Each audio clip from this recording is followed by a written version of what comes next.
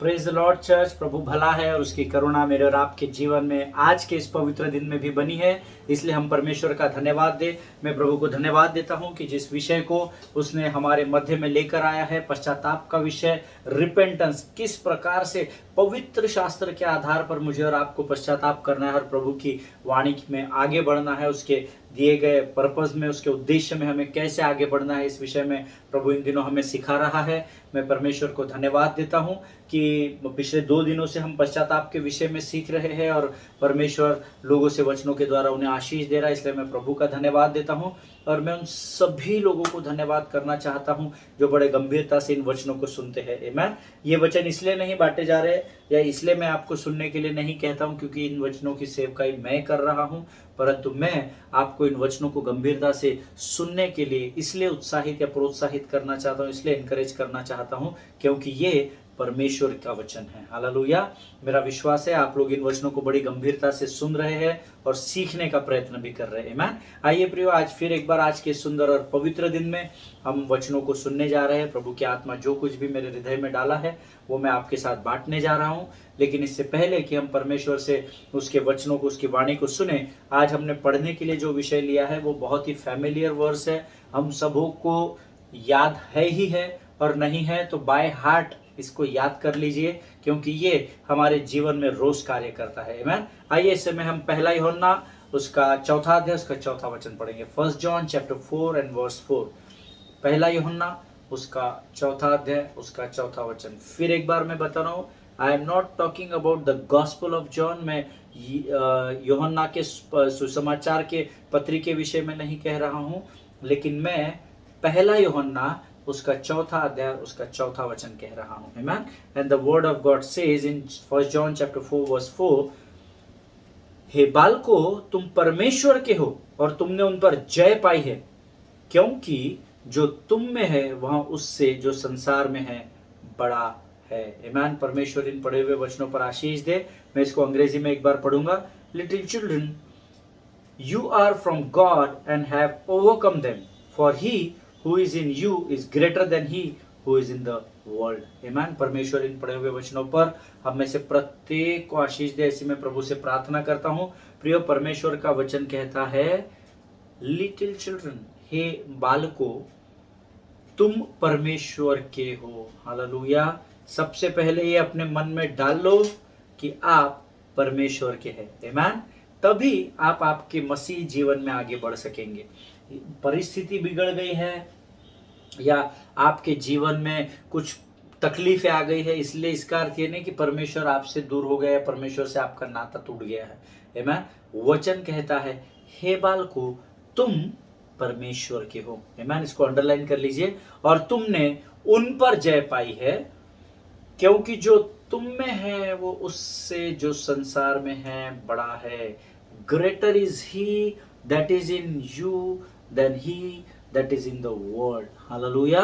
जो आपके अंदर है, आप परमेश्वर के हो तो आपके अंदर कौन है? आपके अंदर परमेश्वर की आत्मा है। और वचन ऐसा बताता है, हे मेरे भाई, हे मेरी बहन, क्योंकि तुम परमेश्वर के हो और परमेश्वर की आत्मा तुम्हारे अंदर है, इसीलिए तुमने शैतान के, इस संसार के सरदार अर्थात शैतान अर्थात लूसीफर पर क्या की है? जय प्राप्त की है। हालेलुया। और जय प्राप्त करने का अर्थ होता है, ये जय आपने क्यों प्राप्त की है? क्योंकि वचन की शुरुआत कहती है, क्योंकि तुम परमेश्वर के हो। हालेलुया। इसका सटीक और सरल अर्थ है, क्योंकि आप परमेश्वर के हो इसीलिए आपने जय पाई है, या जब तक आप परमेश्वर में बने हो तब तक आप जय में हो। जैसे ही आप परमेश्वर से अलग हो जाएंगे आपको हार का सामना करना पड़ेगा। आमीन। क्योंकि जब हम परमेश्वर से दूर होते हैं तो परमेश्वर से दूर हमें कौन लेकर जाता है?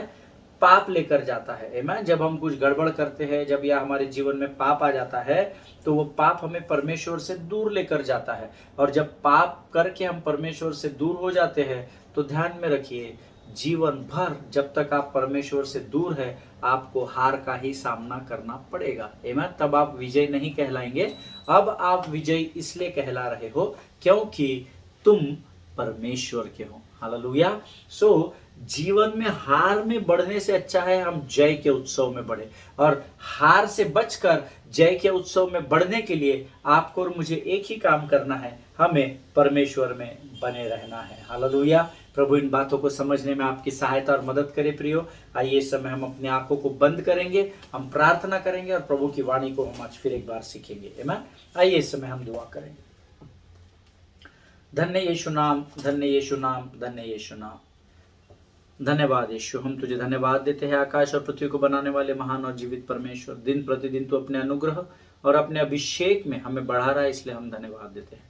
प्रभु हम इस वचन के लिए धन्यवाद देते हैं जिसमें तूने हमें सिखाया कि क्योंकि हम तेरे हैं प्रभु, इसीलिए प्रभु हमने विजय को प्राप्त किया है। राजा प्रभु जी, हम लगातार तुझ में बने रहे और तुझ में बढ़ते रहे, इसी सामर्थ्य से भरकर तैयार कर।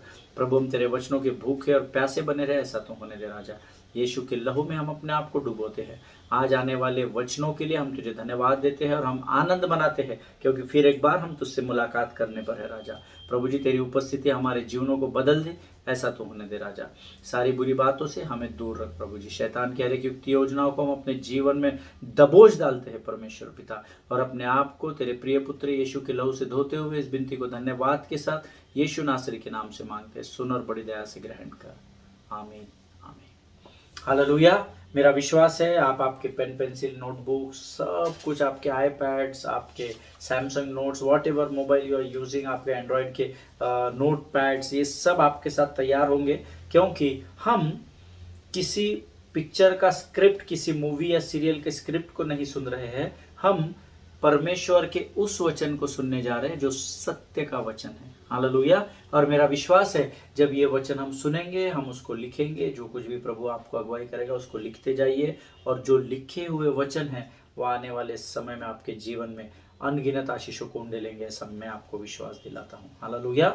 सो प्रियो, कल जो हमने अध्ययन किया था उसमें हमने mainly 2 things we have learn. One is what is dead work, मरे हुए काम किसे कहते हैं, जिसके विषय में हम पहले ही अध्ययन कर चुके हैं। और दूसरा कल हमने सीखा कि रिपेंटेंस क्या है, व्हाट इज रिपेंटेंस, पश्चाताप क्या है। आमीन। इन 2 चीजों को कल हमने सीखा, और मेरा विश्वास है कि जो भी बातें आपने सीखी है वो परमेश्वर ने आपके मन और हृदय में उंडेल दी है। हालेलुया। जितनों ने गंभीरता से वचनों का ग्रहण किया है प्रियो, उन सबों को परमेश्वर आशीष देगा या आशीष दे चुका है, ऐसी घोषणा मैं यीशु के नाम से करता हूं। आमीन। सो yesterday I told you that faith comes only after repentance. Amen. मैंने कल आपको बताया था विश्वास पश्चाताप के बाद आता है। Amen.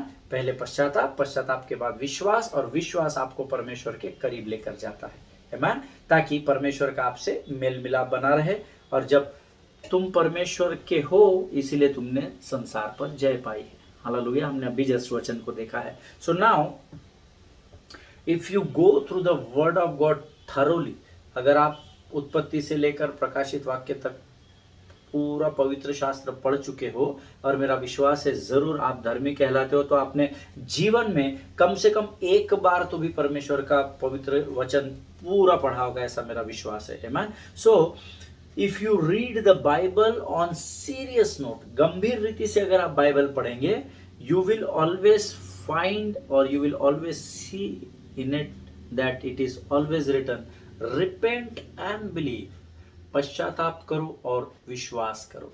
यूहन्ना बपतिस्मा देने वाले से लेकर तो प्रकाशित वाक्य तक कई बार ये शब्द आया है, रिपेंट एंड बिलीव, पश्चाताप करो और विश्वास करो। हालेलुया। तो इसका अर्थ क्या हो गया, विश्वास से पहले पश्चाताप करना जरूरी है। आमीन। आज मैं और आप बहुत सारे गलत कामों में शायद पाए जाते होंगे, या आने वाले दिनों में पाए जा सकते हैं। सो हमको क्या करना है, पश्चाताप करना है। Sorry Lord, I know that I am doing wrong, Lord help me, strengthen me, so that once again I can come near to you and I walk with you. आमीन। प्रभु से प्रार्थना करें, पश्चाताप करें, क्योंकि जब तक पश्चाताप नहीं है प्रियो, तब तक विश्वास आपका किसी काम का नहीं है। हालेलुया। सो जब आप पश्चाताप करते हैं, जब आप पश्चाताप करने के बाद जब आप प्रभु के पास जाते हैं, तभी आप विश्वास कर सकते हैं। हालेलुया। इसीलिए पश्चाताप करना अपने जीवन में बहुत जरूरी है, इस बात को ध्यान रखिए। आज इस पृथ्वी पर ऐसे बहुत सारे लोग हैं जो विश्वास में कमजोर है, या जब एक्चुअल विश्वास पर चलने की बारी आती है तो वे पीछे हो जाते हैं। इसका कारण आप कहेंगे कि उनके अंदर विश्वास की कमी है पास्टर। नो, उनके अंदर विश्वास की कमी नहीं है। क्यों? क्योंकि परमेश्वर में वो विश्वास करते हैं, वो यीशु को उद्धारकर्ता मान चुके हैं, ग्रहण कर चुके हैं। लेकिन ऐसे लोग जो विश्वास में कमजोर है, या जो विश्वास पर चलते समय परीक्षाओं में पीछे हट जाते हैं, तो उसका कारण विश्वास की कमी नहीं है। The reason is not because of lack of faith they are struggling, but because they never met the condition of repentance. Hallelujah. उनके जीवन में विश्वास में चलने से पीछे हटना उनके विश्वास की कमी नहीं है। That is not the lack of faith. उनके अंदर विश्वास की कमी नहीं है, परंतु उसका एक ही कारण है कि उन्होंने सही रीति से पश्चाताप अभी तक किया नहीं है। हालेलुया। संसार के रीति पर इमोशंस में आकर शायद पश्चाताप किया होगा, पर जो पवित्र शास्त्र जिस पश्चाताप के विषय में सिखाता है वो पश्चाताप उन्होंने अब तक नहीं किया है। इसीलिए उनके जीवन में विश्वास के मार्ग पर चलते समय पीछे हटने की बारी आ जाती है। हालेलुया। इब्रानियों की पत्री उसका 6वां अध्याय उसके 1, 2 और 3, ये जो 3 वचन हमने पढ़े हैं, इसमें जो 6 बातें लिखी गई है, उसमें सबसे पहली बात मैंने आपको बताया था किस विषय में लिखी है? पश्चाताप के विषय में लिखी है। हालेलुया। और आपके विश्वासी जीवन में अगर ये पहला पत्थर आपके फाउंडेशन में सही जगह पर स्थिर नहीं रखा गया है तो आपकी इमारत डूब गई समझ लेना। हालेलुया। या बह जाएगी या ढह जाएगी, या तो पानी के बहाव में निकल जाएगी या तो आंधी तूफान में धंस जाएगी। ये याद रखिएगा। आमेन। सो इब्रानियों the book of Hebrew chapter 6 verses 1 to 3 clearly speaks about the 6 things. Out of these 6 things, the first and the most important है ना, rock of the corner or rock of the foundation is repentance. आपके ढांचे का या आपके foundation या नींव का जो पहला पत्थर आपको रखना है वो पश्चाताप है, ऐसा वचन कहता है। मैं नहीं कहता, इब्रानियों की पत्री में लिखा है। आमीन। प्रियो, एक काउंसलर होने के नाते से, एक स्पीकर होने के नाते से, मैंने पिछले 16 साल में हजारों लोगों को काउंसलिंग किया है। By the grace of God today also I am doing, because that is God's call upon my life. क्योंकि परमेश्वर ने मुझे उसके लिए तैयार किया है या तैयार कर रहा है धीरे धीरे। और मैंने 16 साल की सेवकाई में हजारों लोगों को काउंसलिंग किया है।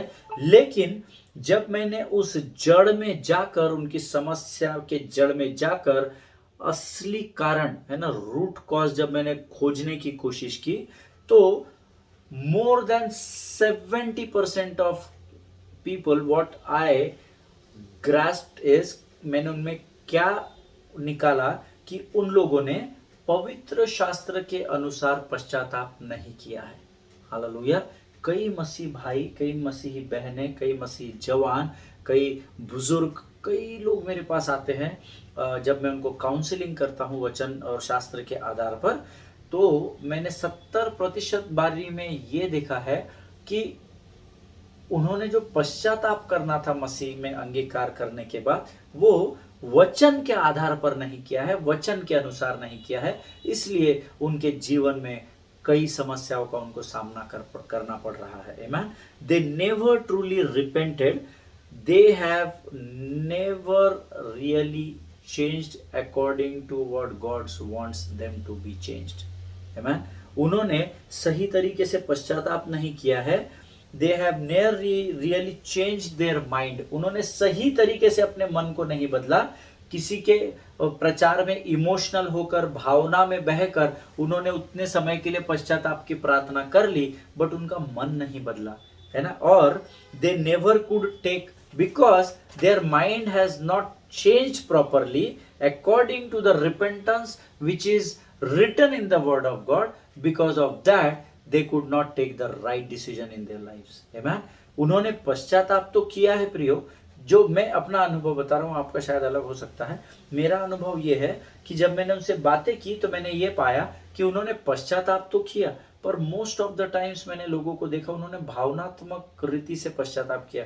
अच्छा, मैंने वो ब्रदर को गाली दे दिया क्या? सॉरी प्रभु, तेरा वचन कहता है किसी के विरोध में तू झूठी बातें मत कर, किसी के विरोध में तू गवाही न दे। तो प्रभु मैं आज उस बात को स्मरण रखते हुए मैं पश्चाताप करता हूँ। पर ये भावनात्मक रीति से या इमोशंस या सेंटिमेंट्स में किया गया पश्चाताप कहते हैं इसको बिब्लिकल रिपेंटेंस नहीं कहते हैं। और क्योंकि इन्होंने भावना में आके पश्चाताप किया इसलिए इनका मन नहीं बदला। ये 4 दिन बाद वापस उस व्यक्ति के विरोध में बोलने लगे। और बिकॉज ऑफ दैट, क्योंकि उन्होंने पवित्र शास्त्र के अनुसार पश्चाताप नहीं किया, इसीलिए उनका मन नहीं बदला। और मन नहीं बदला तो वो उस व्यक्ति के विषय में सही निर्णय नहीं ले सके। Amen. And still they think that they have repented, but yet they not. Amen. वो चाहते हैं या वो सोचते हैं कि हमने पश्चाताप कर लिया है, बट असली रीति से अभी तक पश्चाताप नहीं किया गया है। Amen. जब आप सही तरीके से पश्चाताप करते हैं तब क्या होता है, मैं आपको एक बहुत बेसिक कॉन्सेप्ट बताता हूं जो मैंने पवित्र शास्त्र से सीखा। जब आप पवित्र शास्त्र के आधार पर पवित्र वचनों के अनुसार पश्चाताप करते हैं तो सबसे पहले आप अपने बारे में सोचना छोड़ देते हैं। लेकिन हर बार जब कभी भी आप आपके जीवन में कोई डिसीजन लेते हैं तो आप अपने बारे में छोड़कर यीशु के बारे में सोचना शुरू कर देते हैं। Hallelujah. That is what is called repentance. Number 1, क्या मेरे ऐसा करने से यीशु को महिमा मिलेगी? क्या मेरे वैसा करने से जीसस ग्लोरीफाई होगा? क्या यीशु को महिमा प्राप्त होगी? क्या? जब आप सही पश्चाताप कर लेते हैं तो आप अपना विषय छोड़कर आप यीशु के विषय में सोचने लगते हैं कि मेरा ये करना यीशु मसीह को भाएगा क्या, या मेरा ये करने से यीशु मसीह नाराज तो नहीं हो जाएंगे, या वचन के विरोध में तो नहीं चला जाऊंगा। जब आप इस प्रकार से सोचने लगते हैं तब आप उचित निर्णयों को लेने लगते हैं। You will stop pleasing yourself and you will start pleasing Jesus Christ. Amen. That is the true repentance. आप अपने आप को प्रसन्न करना छोड़ देते हैं, आप संसार को खुश करना छोड़ देते हैं, पर आप हर समय यीशु को प्रसन्न करने के बारे में सोचने लगते हैं। प्रियो, हालेलुया। आमीन। जिनके सुनने के कान हो वो सुन ले। पश्चाताप बड़ा सरल है।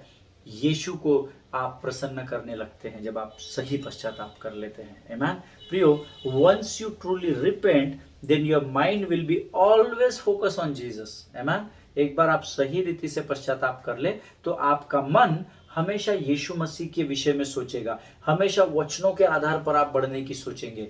That is what is called true repentance. उसको कहते हैं असली पश्चाताप। Amen. जो व्यक्ति अपने जीवन में अक्सर 2 विचारों में रहता है ना, दुचित्ता, जिसको पवित्र शास्त्र में बहुत सुंदर शब्द है, अंग्रेजी में डबल माइंडेड कहते हैं, हिंदी में दुचित्ता कहते हैं। जब आप अक्सर 2 विचारों को लेकर चलते हैं, यस और नो, है ना। वो कई मूवीज में हमने देखे ना, गुलाब की पंखुड़ी एक एक तोड़ते जाता है हीरो या heroine. He loves me not, he loves me not. और अगर आखिर में पत्ती बज गई ही लव्स मी नॉट और शी लव्स मी नॉट, तो वो व्यक्ति क्या करता, नहीं ऐसा नहीं हो सकता, ये तो ऐसा ही है, मैं ऐसे ही कर रहा था। क्यों? क्योंकि आपको जो उत्तर आपके अनुसार चाहिए वो उत्तर वो पंखुड़ी नहीं देती है। हालेलुया। सो जो व्यक्ति 2 विचारों में होता है ना, यस और no, that is what in medical science it is said that he और she is in the confusion state of mind. भाई, इसके माइंड में 2 विचार चल रहे हैं, हाउ नहीं, ट्रेन पकड़ू या नहीं पकड़ू, ट्रेन नहीं पकड़ू या नहीं पकड़ू या पकड़ू। वो 2 विचार में जो होता है, ऐसा व्यक्ति सही रीति से पश्चाताप नहीं किया होता है। आमीन। अगर आज आप दुविधा में है, दिस और दैट, ये करूं या वो करूं, ऐसा करूं या वैसा करूं, अगर आज आप इस स्टेट ऑफ माइंड में हैं तो आपने सही रीति से पश्चाताप नहीं किया है। हालेलुया। और ऐसे लोगों को पवित्र शास्त्र, मैं नहीं, पवित्र शास्त्र चंचल मन का व्यक्ति कहता है ना। दिस और दैट, ये भी चलता है वो भी चलता है, नहीं आज दारू पी लेता हूँ, आज नशा करता हूँ, कल नहीं करूंगा, आज आखिरी बार करता हूँ, कल से छोड़ दूंगा प्रभु। ये जो डबल माइंड होता है ना, वो सही पश्चाताप किया हुआ व्यक्ति नहीं होता है, और ऐसे लोगों को पवित्र शास्त्र चंचल मन का व्यक्ति कहता है। मैंने नहीं, पवित्र शास्त्र याकूब की पत्री उसका पहला अध्याय उसका 8वां वचन हम पढ़ेंगे। The book of James chapter 1 verse 8। याकूब की पत्री पहला अध्याय 8वां वचन, पहले अंग्रेजी में पढ़ता हूं। He is a double minded man, unstable in his always, है ना, अनस्टेबल इन सम वेज नहीं लिखा है, अनस्टेबल इन हिज ऑलवेज, है ना। He is a double minded man, वो डबल माइंडेड है। हाँ हाँ हाँ, कई बार हम क्रिकेट में देखते हैं ना कि कैच पकड़ने वो जाता है, बाद में छोड़ देता है, हाथ दूर करता है, फिर पकड़, डबल माइंडेड, मैं पकड़ूं या नहीं। कई बार हम देखते हैं 3 खिलाड़ी इकट्ठा आ जाता है क्रिकेट के मैदान पर, और तीनों के बीच में बॉल गिर जाती है, गेंद गिर जाती है ना, because they are double minded, they are not clear. जो क्लियर होता है वो दूर से दूसरे प्लेयर को दौड़ते हुए आने वाले को क्या बोलता है, leave it, I will catch, तू रुक, मैं आई सी टू इट, मैं पकड़ता हूं, है ना। वो अपने माइंड में बहुत क्लियर होता है। कई बार आपने क्रिकेट की मैचेस में देखा होगा, 2 लोग कैच पकड़ने एक साथ जाते, दोनों एक दूसरे से टकरा जाते, बॉल जमीन पर, गेंद जमीन पर, कैच छूट गई, है मैन। सो ऐसे लोगों को डबल माइंडेड कहा जाता है, और डबल माइंडेड आदमी के बारे में बाइबल बोलती है, he is unstable in his always, है ना। उसके सारे मार्गों पर वो दुचित्ता है, उसको समझ में नहीं आ रहा क्या करूं क्या नहीं करूं। इसका अर्थ है उस व्यक्ति ने अपने जीवन में शास्त्र के अनुसार पश्चाताप नहीं किया है। आमीन। हिंदी में कहता है, वह व्यक्ति दुचित्ता है और अपनी सारी बात में चंचल है। कुछ बातों में नहीं कहा है, सारी बातों में वो जीवन भर ऐसा ही पाया जाता है, डबल माइंडेड, है ना। लड़की की फोटो सामने, ये भी अच्छी है, ये भी अच्छी है, किससे शादी करनी है, इससे करूं, इसकी नौकरी भी है, इसकी किस, ऑलवेज कंफ्यूज्ड, है ना। हमेशा वो कंफ्यूजन में रहता है, डबल माइंड में रहता है, वो डिसीजन लेने की पोजीशन में नहीं होता है। अगर ऐसे किसी व्यक्ति से आपकी मुलाकात होती है, आस्क हिम और her to repent according to the word of God. आमीन। जब तक वो शास्त्र के अनुसार पश्चाताप नहीं करेंगे, ऐसे लोगों को बाइबल अनस्टेबल बोलती है, ये ध्यान में रखिए। Now let us look into the nature of repentance. आज हम देखेंगे रिपेंटेंस या पश्चाताप के स्वभाव कैसा होता है, वो हम सीखने का प्रयत्न करेंगे। The nature of repentance. मेरा विश्वास है जितनी बातें आज हमने यहाँ पर सीखी है, उतनी सब परमेश्वर ने आपको बताई हुई बातें हैं। आमीन। ये मैं अपने बुद्धि ज्ञान से नहीं बता रहा प्रियो, ये बहुत सारा अध्ययन करने के बाद निचोड़ा हुआ रस है ये। आमीन। सो मैं चाहता हूँ कि इसको जरूर आप लिख ले, ये सारी बातें जीवन भर आपके काम में आएगी। आमीन। I hope the parable which we are going to read now, it may God teach you through this parable that what is repentance. Amen. मैं अभी जो पैराबल या जो दृष्टांत या जो वचन हम बाइबल में पढ़ने जाने वाले हैं, मैं प्रभु से प्रार्थना करता हूं कि परमेश्वर आपको स्वर्गीय बुद्धि और ज्ञान से भरे, कि इस वचन के द्वारा आप पश्चाताप का असली अर्थ समझ सके। आमेन। Excuse me. पिछले कई वर्षों से हम लोग, मेरे 16 साल की सेवकाई में, या पिछले 18-19 साल जब से मैं शास्त्र को पढ़ना शुरू किया, एक्सक्यूज मी गाइस, तब से मैंने ये वचन कितने तो भी बार सुन लिया और कितने बार अध्ययन भी लिया है इससे, पासबानों से, अगुओं से, लीडर्स से। आज फिर अब बार हम उसी नए नियम के लूका की किताब के 15 अध्याय में जाएंगे। लूका रचित सुसमाचार उसका 15 अध्याय, इसमें हम सब जानते हैं उड़ाऊ पुत्र के विषय में जो हमें बताता है। आमीन। इसमें उड़ाऊ पुत्र के, प्रोडिगल सन, है ना, हम सब जानते हैं उड़ाऊ पुत्र के विषय में इसमें लिखा है। मुझे पता नहीं आपने कितने बार सुना, मैंने हजारों बार सुन लिया है। ठीक है, आज हम इसको अलग तरीके से थोड़ा सा देखने की कोशिश करेंगे। हो सकता है आपने इसको पहले भी सुन चुके हो, या शायद प्रभु ने आपको पहले ये रिवील किया होगा, but I am going to teach you only those things which God has revealed me. आमीन। मैं आपको वही बातें बताऊंगा जो प्रभु ने मुझ पर उंडेली है। आमीन। मैंने अध्ययन के द्वारा, पवित्र शास्त्र, जर्नल्स, ये वो बहुत सारा अध्ययन करने के बाद जो निचोड़ मैंने निकाला है, उसको मैं आपके सामने रखूंगा। आमीन। सो प्रियो, यहाँ पर लूका रचित सुसमाचार उसका 15 अध्याय उड़ाऊ पुत्र के विषय में हमें सिखाता है। कुछ लोग इसे उड़ाऊ पुत्र की कहानी क्या कहते हैं। Some people says that this is the parable of prodigal son, but there are some people who says that this is the parable of caring father. आमेन। कुछ लोग कहते हैं कि ये उड़ाऊ पुत्र की कहानी है, पर कुछ जो स्कॉलर्स है बाइबल के या जो बहुत गहराई में बाइबल का अध्ययन करते हैं वो कहते हैं कि उड़ाऊ पुत्र के, हम इसको उड़ाऊ पुत्र की दृष्टि से नहीं दिखते, हम इसको एक केयरिंग फादर, एक अपने बच्चों की सुधि लेने वाला पिता कैसा होता है उस नजरिए से हम इस अध्ययन को देखते हैं या सुनते हैं। आमेन। मैंने कई वर्षों से इसको उड़ाऊ पुत्र की कहानी या उड़ाऊ पुत्र के दृष्टांत के विषय में ही सीखा है, लेकिन जब पिछले कुछ 1-1.5 साल पहले मैं जब इस विषय पर मनन कर रहा था तो परमेश्वर ने मुझे कहा कि there are many who thinks this is the story of prodigal son, but many are there who thinks this is the story of caring father. How a father cares his son, कैसे एक पिता अपने बेटे की, अपने बेटी की सुधि लेता है। हालेलुया। और हम सब विषय को जानते हैं कि कैसे उड़ाऊ पुत्र की कहानी क्या है ना। आज हम क्या करते हैं, आज हम यहाँ पर समाप्त करते हैं, क्योंकि मेरे पास आगे का आपको बताने के लिए कुछ नहीं है। मैं इस पर अध्ययन करूंगा। बताने को तो मैं अपने बुद्धि और अपने ज्ञान से आपको पूरी प्रोडिगल सन की कहानी बता सकता हूँ, लेकिन I don't want to preach you और to teach you the things which are not from heaven. आमेन। मैं आपको उन बातों को नहीं बताना चाहता जो स्वर्ग से मैं नहीं प्राप्त कर पा रहा हूँ। So let us stop here today. आज हम यहाँ पर रुकेंगे और मेरा विश्वास है आज जो हमने याकूब की पत्री उसका पहला अध्याय उसका 8वां वचन जो हमने अध्ययन किया है, तो परमेश्वर ने जरूर इस वचन के द्वारा आपसे बात की होगी। अगर प्रियो आप उस जोन में अगर कहीं खड़े होते हैं, कौन सा जोन, जो डबल माइंडेड जोन है ना, ये करना है, ये करना है, आज जाऊं या मैं कल मिलने जाऊं, मैं आज से सवेरे उठना शुरू करूं या आज सो जाता हूं कल से सवेरे उठना शुरू करूं।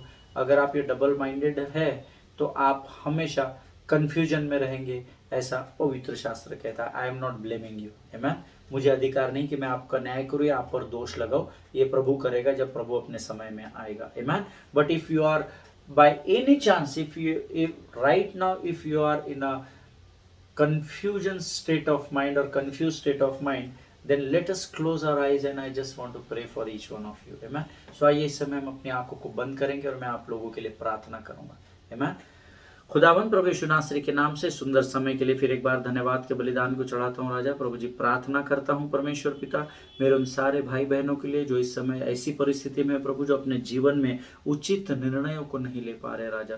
दे are not in a position to take a right decision of their lives lord. Lord I pray, I come before your throne humble you lord. मैं बड़ी नम्रता के साथ तेरे सिंहासन के सामने आता हूँ राजा, और मैं अपने लोगों के लिए प्रार्थना और विनती करता हूँ प्रभु जी, वचनों के द्वारा, स्वप्नों के द्वारा, दर्शनों के द्वारा तू इनसे बातचीत कर राजा, अच्छे और बुरे के ज्ञान की समझ से भर प्रभु, ताकि ये शास्त्र के अनुसार प्रभु जैसा तेरा वचन कहता है प्रभु उस रीति से पश्चाताप कर सके और तेरी वाणी को समझकर उस पर चलने वाले हो सके राजा। प्रभु तूने हमारी प्रार्थना को इसी समय स्वीकार किया और उसका उत्तर हाँ और आमीन में दिया। इसी में घोषणा यीशु नासरी के नाम से करता हूँ। अब तक हमारे साथ रहा राजा, आगे भी रहेगा ऐसा विश्वास करता हूँ और इस विनती को धन्यवाद के साथ यीशु नासरी के नाम से मांगता हूँ। सुन और बड़ी दया से ग्रहण कर। आमीन आमीन। हालेलुया। परमेश्वर आप सबों को बहुतायत से आशीष दे प्रियो। आज हम यहीं समाप्त करेंगे, कल यहीं से हम फिर एक बार आगे बढ़ेंगे और मैं चाहता हूं कि आप प्रोडिगल सन का जो अध्ययन है लूका रचित सुसमाचार उसका 15 अध्याय उसके 17 से लेकर आगे सारे वचनों को आप पढ़े, ऐसा मैं चाहता हूँ। पूरा ये अध्ययन करें इस लूका 15 का, और कल हम फिर एक बार इसी विषय को लेकर आगे बढ़ेंगे। तब तक के लिए स्वस्थ बने रहे, सुरक्षित बने रहे, एक दूसरे के लिए प्रार्थना करते रहिए और अपने पासवानों के लिए, उनके परिवारों के लिए ज़रूर प्रार्थना करें। और जहाँ जहाँ इन दिनों बरसात से अति बरसात ज़्यादा बारिश गिरने के कारण जहाँ जहाँ नुकसान हो रहा है उन स्थानों को ज़रूर अपने प्रार्थना में 1 मिनट का समय निकाल कर स्मरण करें। आमीन। आपके प्रार्थना की सारे संसार को ज़रूरत है प्रियो। आमीन। जो आशीष प्रभु ने आपको दी है, जो योग्यता मध्यस्थी की प्रार्थना करने के लिए आपको परमेश्वर ने दी है, उसे बड़े गंभीरता से लीजिए। आमीन। God bless you all. हम कल एक बार फिर मिलेंगे। आमीन।